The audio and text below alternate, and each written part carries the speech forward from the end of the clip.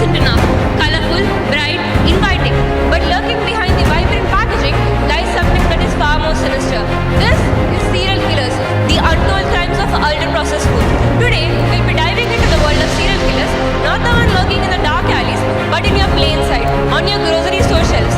They may look convenient and tasty, but don't be fooled. These culinary con artists are pulling some serious health highs. So fasten your seatbelts as we uncover some chilling truths about this processed fitness that we're really eating. Crime scene, the kitchen. Victims, all of us. Suspect, ultra-processed food. So let's begin our investigation. In this study, we expose the untold crimes of ultra-processed foods, revealing how they have quietly infiltrated our diets, harming our bodies, while industries take in billions. According to Nova classification, ultra-processed foods are defined as formulations of ingredients mainly of exclusive industrial use, resulting from a series of industrial processes, hence ultra-processed foods. World Health Organization have defined ultra-processed foods as HFSS, high in fats, salts, and sugar. The domain of inquiry for this study is public health and nutrition, focusing on ultra-processed foods and their correlation with non-communicable diseases such as CVDs, obesities, and diabetes mellitus. Processing food was once about survival. People dried fruits to last through the winter, fermented vegetables to preserve them, and used salt to keep meat from spoiling. Food processing at its core was about protection, making sure no one went hungry, that food was safe and nourishing. But now, these ultra-processed foods have transformed the very nature of what we eat. The meals that once nourished our bodies are now filled with chemicals, additives, and preservatives, all for the sake of convenience. We may not see the damage immediately, but it's there, slowly taking its toll. Post-pandemic, India witnessed a sharp rise in the consumption of ultra-processed foods. The rise of e-commerce platforms, food delivery apps, and supermarkets have made it easier than ever to access these foods. The company is prioritizing on this, offering meal kits, ready-to-eat snacks, and frozen foods that offer to save time while delivering a taste of indulgence. Our aim is to conduct an observational cross-sectional study to assess the association between consumption of ultra-processed food and lifestyle disease in Hyderabad. The objective of our study are twofold. First, we sought to evaluate the rising trend of ultra-processed food consumption in metropolitan population. Second, we aim to assess the relation between consumption of these foods and the prevalence of obesity, type 2 diabetes, and cardiovascular diseases. We included adults aged 18 to 60 years who had given their consent to take part in our study and excluded those who didn't give their consent and also who had a history of alcohol consumption and smoking. We've collected data through offline mode of data collection using food consumption frequency scale, 8-pointer, a semi-structured food frequency questionnaire, and a semi-structured questionnaire on the awareness of ultra-processed foods based on Indian Council of Medical Research, National Institute of Nutrition. This questionnaire comprises of 55 questions structured into 4 sections, A, B, C, and D. We conducted door-to-door survey in different regions of Hyderabad. The participants who consented for this survey were asked to fill up this questionnaire and their responses were recorded. Risk factors for non-communicable diseases were assessed, which are body mass index, waist circumference, HbA1c levels, blood pressure within the study population. The participants were categorized into low and high UPF consumption groups based on their daily intake. An ethical committee permission was taken from the Institution Ethical Committee. Through the semi-structured questionnaire, a total of 400 participants in the age group of 18 to 60 were surveyed. Among these people, the prevalence of hypertension, diabetes, and cardiovascular diseases was 13.1%, 10.6%, and 2.8% respectively. Nearly half the participants reported a family history of hypertension, 47.6%, and diabetes, 47.9%, which shows us that there is a genetic predisposition coupled with poor dietary habits. A significant 83.5% of the participants were aware of ultra-processed foods, with news and social media being the primary sources. While 82.5% of the participants recognized the health risk, this knowledge hasn't fully translated into the behavior change, as 48.3% reported the consumption of UPFs for over 10 years. Despite the awareness of UPFs being high in fat, sugar, and additives, convenience and taste remain the key drivers of consumption.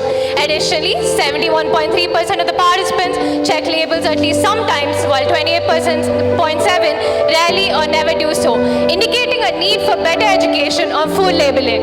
time constraints, and habitual consumption or addictions are major barriers to reducing ultra-processed food consumption. 38.5% reported weight gain, while 26% experienced digestive issues, highlighting the health impacts of ultra-processed foods. Despite these barriers, 89.5% were willing to reduce the consumption of ultra-processed foods. When asked about their opinion on reducing the consumption of ultra-processed foods, a few notable responses we received are access to healthier food options, making healthy food more affordable, educational campaigns, regulating the marketing of ultra-processed foods, and cooking at home. The correlation between age and rate of consumption of UPF have shown that people from the age 18 to 25 have the highest rate of consumption. This may be attributed to addiction and convenience.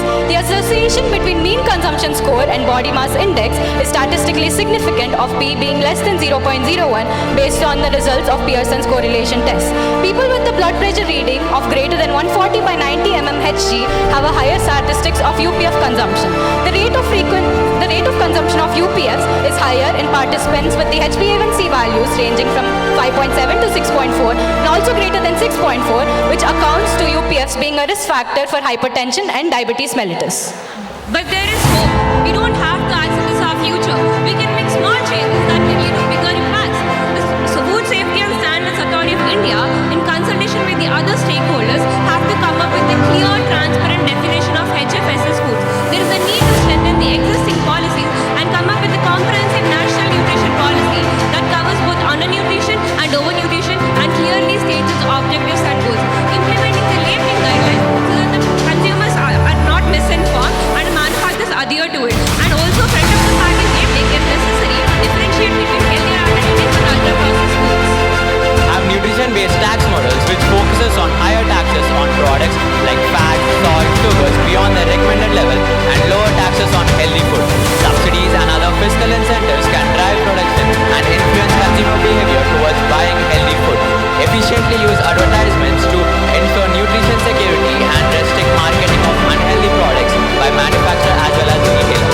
Building awareness on healthy eating habits and harmful impact of unhealthy eating. Both traditional and social media can be used for this purpose. In multilingual country like India, this can be done in all languages, covering all ages of the population through education institutes and offices. As we conclude today's symposium, one thing is loud and clear. We are in a battle between convenience and consequence. Although one undeniable truth stands out. Most of us already know that ultra-processed foods are harmful. We don't need more reminders that these products are filled with artificial additives, empty calories, and addictive ingredients. Yet, despite this awareness, we continue to consume them, often ignoring the consequences. Why? Because of the allure of taste, convenience, and the grip of habit often outweigh the knowledge of the risks. But this ignorance isn't passive, it's just a choice. Let's be real, knowledge without action is just noise. It's time to move from knowing to doing.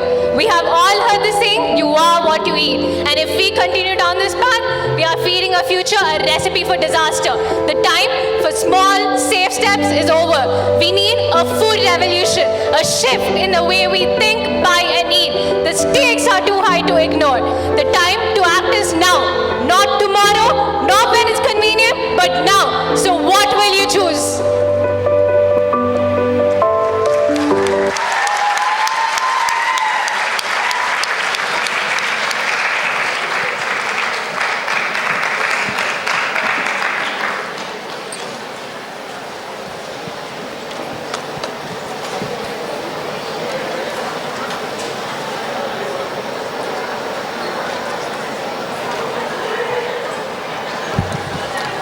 Okay, that was a good presentation.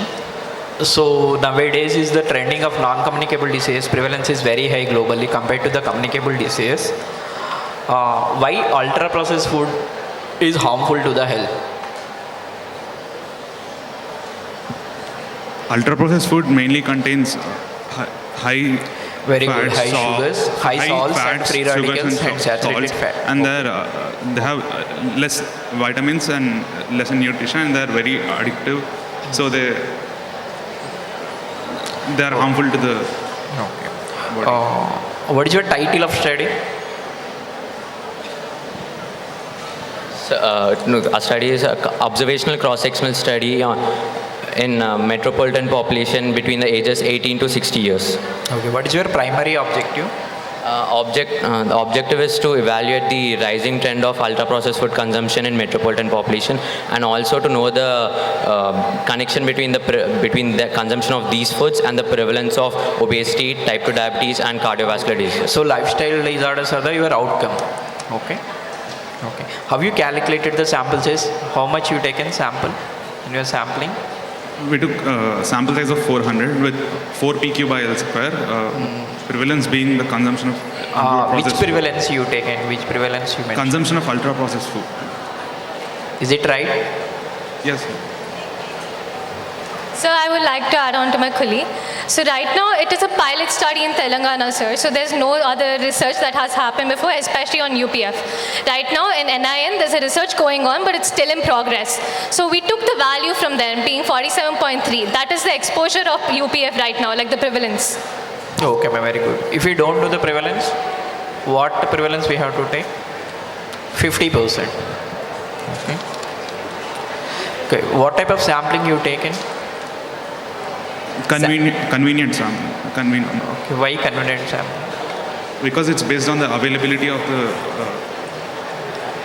person or availability of person and convenience of the. What is the limitation of convenient sampling?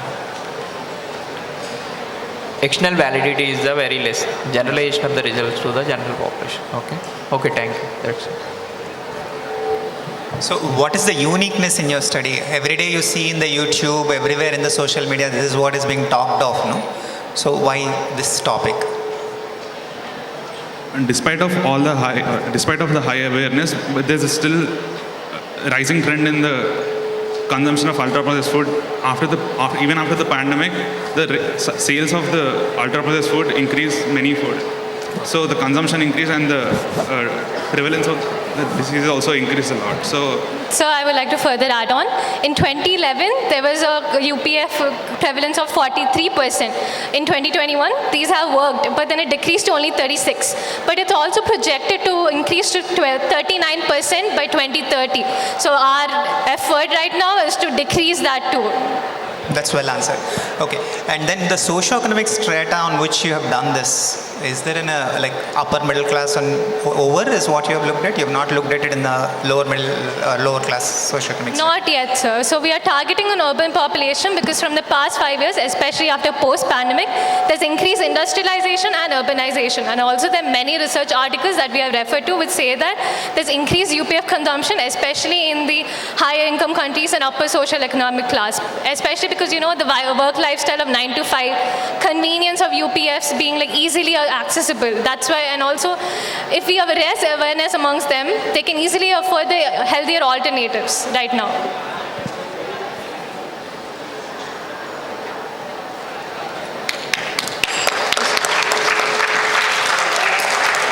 Thank you, sir.